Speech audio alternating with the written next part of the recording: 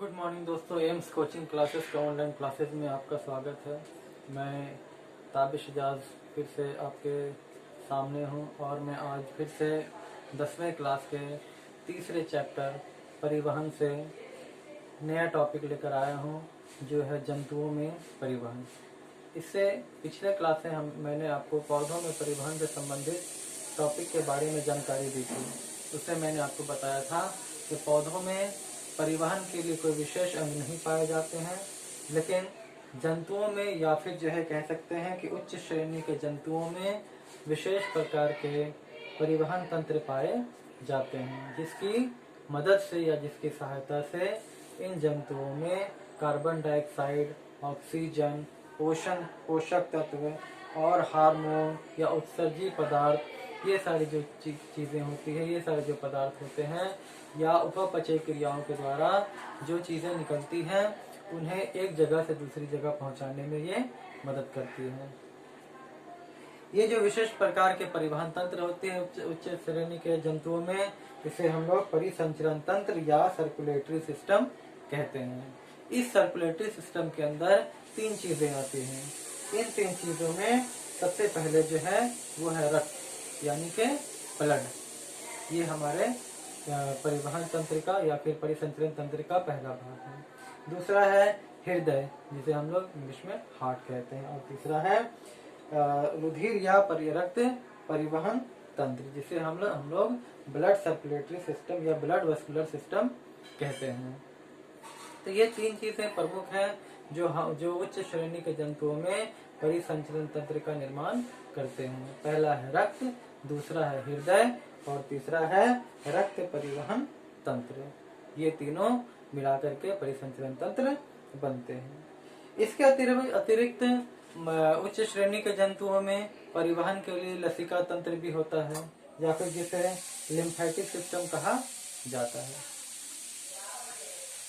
आगे हम लोग बढ़ते हैं इस टॉपिक में। सबसे पहला है रक्त परिवहन तंत्र, यानी कि यहाँ पर हम लोग रक्त परिवहन तंत्र के बारे में जानेंगे। रक्त लाल रंग का एक गाढ़ा क्षारीय तरल पदार्थ होता है। क्षारीय इसलिए कहा जाता है क्योंकि इसका पीएच मान 7.4 होता है। जैसा कि फिजिक्स में हमने पढ़ा है कि जो भी चीजें, जो भी पदार्थ हैं इस पूरी प्रकृति में, उसे तीन भागों में बांटा गया है: अम्ल, क्षार और एक जो बैलेंस जो होता है, जिसमें न अम्ल होता है न क्षार होता है, जिसे हम लोग बेस कहते हैं, अम्ल और क्षार, ठीक है, एसिड और बेस। 7 यानी कि 7 एक नॉर्मल लेवल है, जिसे जो पानी होता है, पानी का पीएच मान 7 होता है, उसके नीचे 7 से नीचे जितनी भी चीजें आती हैं उसे हम लोग अम्ल में रखते हैं, जो टेस्ट में खट्टा होता है, और 7 से ऊपर जितनी भी चीजें होती है वो बेस यानी कि क्षार में आता है, जो टेस्ट में कड़वा होता है। तो हमारा खून भी जो है एक क्षारीय पदार्थ होता है। क्योंकि ये जो ब्लड, ये रक्त जो होता है, ये जब हमारे शरीर में दौड़ता है तो हमारे शरीर के हर एक ऊतक तक ये पहुंचता है।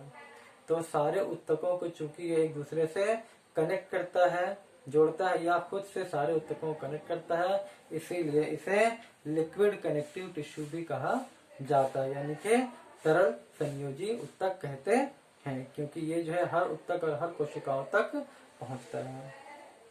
अब आगे आते हैं रक्त की संरचना कैसी, यानी कि हमारे शरीर में ब्लड की बनावट कैसी होती है, खून की बनावट कैसी होती है। हमारा शरीर जो है, हमारे शरीर में जितने भी खून पाए जाते हैं, इसमें 2 प्रकार के प्रमुख घटक पाए जाते हैं। सबसे पहला है तरल भाग और दूसरा है कठोर भाग, या फिर कह सकते हैं कि ठोस भाग। कठोर यानी कि ठोस भाग। तरल भाग के अंदर जो चीजें आती हैं वो है प्लाज्मा, जिसे प्लाविका भी कहा जाता है, और दूसरा ठोस भाग जो है उसके अंदर आती है आरबीसी यानी कि लाल रक्त कोशिकाएं, दूसरा आता है डब्ल्यूबीसी यानी कि श्वेत रक्त कोशिकाएं, और तीसरा आता है रक्त पट्टिका यानी कि प्लेटलेट्स जिसे कहते हैं। ये तीनों ठोस भाग में आते हैं, आरबीसी, डब्ल्यूबीसी और प्लेटलेट्स। और जो तरल भाग में आता है इसे हम लोग प्लाज्मा या प्लाविका कहते हैं। अब हम लोग जानते हैं ये प्लाज्मा क्या है। प्लाज्मा एक पीले रंग का या हल्के पीले रंग का एक चिपचिपा द्रव है, जो आयतन के हिसाब से, यानी कि हमारे शरीर में जितनी कुल रक्त है, यानी कि 100% अगर है तो उसका 55% प्लाज्मा या प्लाविका पाया जाता है। इसकी जो बनावट होती है प्लाज्मा की, इसमें 90% जल पाया जाता है, 7% प्रोटीन पाई जाती है, 0.9% अकार्बनिक लवण होते हैं और 0.18% ग्लूकोज पाया जाता है और 0.5% वसा पाया जाता है। इसके अलावा जो शेष बचता है वो अन्य अकार्बनिक पदार्थ होते हैं। ये मैं फिर से बता देता हूँ। इसमें जल की जो मात्रा होती है ये 90% होती है, 7% प्रोटीन पाया जाता है, 0 यानी कि 0.9% ये पाया जाता है अकार्बनिक लवण, 0.18% ये पाया जाता है ग्लूकोज और 0.5% ये पाया जाता है वसा। इसके अलावा जो बचता है वो अकार्बनिक लवण होते हैं। प्लाज्मा के अंदर उपस्थित प्रोटीन प्लाज्मा प्रोटीन कहलाते हैं, जिनमें 3 प्रकार की प्रमुख चीजें होती हैं: फाइब्रिनोजिन, प्रोथ्रोम्बिन और हिपैरिन। फाइब्रिनोजिन, प्रोथ्रोम्बिन और हिपैरिन ये तीनों रक्त का थक्का बनाने में मदद करते हैं। जब हमारे शरीर में कोई अंग कट छट जाता है तब रक्त का बहाव होता है, तब ये तीनों रक्त का थक्का जमा करके रक्त को बहने से रोकते हैं। इस क्रम में जब रक्त का थक्का बनता है तब फाइब्रिनोजिन जो है प्लाज्मा से अलग हो जाता है और ये जमना शुरू हो जाता है। जब ये प्लाज्मा से अलग होता है तो जो तरल पदार्थ बचता है प्लाज्मा का, उसे हम लोग सीरम कहते हैं। ये सीरम कहलाता है। यानी कि जब जो है प्लाज्मा से फाइब्रिनोजिन अलग हो जाता है तो जो तरल पदार्थ बचता है उसे सीरम कहा जाता है। ये थी प्लाज्मा की संरचना यानी कि तरल भाग। दूसरा आता है रक्त कोशिकाएं, यानी कि हमारा ठोस भाग जो होता है रक्त कोशिकाएं। ये पूरे रक्त का लगभग उसके आयतन का 45% है। जैसे कि मैंने पहले बताया कि प्लाज्मा जो है 100% का 55% होता है, तो 55 में 100 में से 55 गए तो यहाँ पे जो आपका बचेगा वो है 45%। यानी कि आयतन के हिसाब से ये रक्त कोशिकाएं कुल रक्त का लगभग या कह सकते हैं कि 45% ही होता है। लाल रक्त, इसमें जो है 3 चीजें मैंने बताई थी आपको कि लाल रक्त कोशिकाएं पाई जाती हैं और श्वेत रक्त कोशिकाएं पाई जाती हैं और प्लेटलेट्स पाया जाता है। तो सबसे पहले हम लोग लाल रक्त कोशिका के बारे में जानेंगे। लाल रक्त कोशिका, इसमें एक विशेष प्रकार का प्रोटीन रंजक पाया जाता है लाल रक्त कोशिकाओं में, जिसे कहते हैं हीमोग्लोबिन। असल में जो लाल रक्त कोशिकाएं लाल रंग की दिखाई देती हैं वो हीमोग्लोबिन के कारण ही दिखाई देती हैं, क्योंकि हीमोग्लोबिन का जो रंग होता है वो लाल होता है।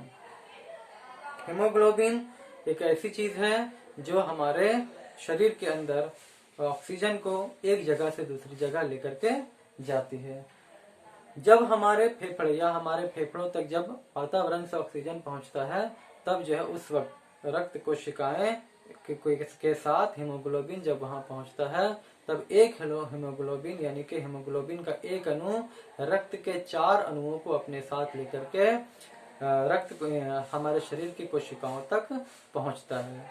इस तरीके से आप समझ सकते हैं कि अगर हीमोग्लोबिन, एक हीमोग्लोबिन होता है, इसका एक अणु अगर पाया जाता है तो इसके साथ जो है ऑक्सीजन के 4 अणु अपने साथ ये लेकर चलता है, यानी कि एक अकेला 4 ऑक्सीजन को लेकर के आगे बढ़ता है। और ये जो है हमारे शरीर की कोशिकाओं तक जब पहुंचता है तो वहां पर जो है ये जाकर के उन 4 जो ऑक्सीजन के अणु होते हैं उसे वो वहां ले जाकर के छोड़ देता है। पिछले चैप्टर में हमने आपको पढ़ाया था कि हमारे शरीर में श्वसन क्रिया के फलस्वरूप ढेर सारा ऊर्जा बनती है। क्या आपको याद है कि हमारे शरीर में ऊर्जा बनाने के लिए कौन सी चीज उत्तरदायी होती है? माइटोकॉन्ड्रिया। माइटोकॉन्ड्रिया को कोशिकाओं का ऊर्जा गृह भी कहा जाता है। जब जो है ये हीमोग्लोबिन 4 ऑक्सीजन को जब ले जाकर के माइटोकॉन्ड्रिया के पास उसको पहुंचाती है तब माइटोकॉन्ड्रिया उससे 4 ऑक्सीजन को ले लेती है। उस समय ये जो हेमोग्लोबिन होती है जब 4 ऑक्सीजन को लेकर चलती है, उस समय ये हेमोग्लोबिन ऑक्सी हेमोग्लोबिन बन जाती है, यानी कि इसका नाम हो जाता है ऑक्सी हेमोग्लोबिन। यानी कि जब हेमोग्लोबिन के साथ 4 ऑक्सीजन मिलते हैं या फिर ऑक्सीजन को जब ये लेकर चलती है तब ये ऑक्सी हेमोग्लोबिन कहलाती है। और जिस वक्त ये माइटोकॉन्ड्रिया को ऑक्सीजन दे देती है तब माइटोकॉन्ड्रिया के द्वारा ऊर्जा बनाया जाता है। ऊर्जा बनाने के क्रम में कार्बन डाइऑक्साइड और जल, क्योंकि ये बाय प्रोडक्ट के रूप में निकलता है, तो वहां से ये हेमोग्लोबिन वहां से फिर से 4 कार्बन डाइऑक्साइड के अणु को माइटोकॉन्ड्रिया से लेती है। जब ये 4 कार्बन डाइऑक्साइड के अणुओं को वहां से लेती है ऑक्सीजन के बदले में, उस वक्त ये हेमोग्लोबिन कार्बोक्सी हेमोग्लोबिन बन जाती है। यानी कि अब ये जो है ऑक्सी हेमोग्लोबिन से कार्बोक्सी हेमोग्लोबिन बन जाती है।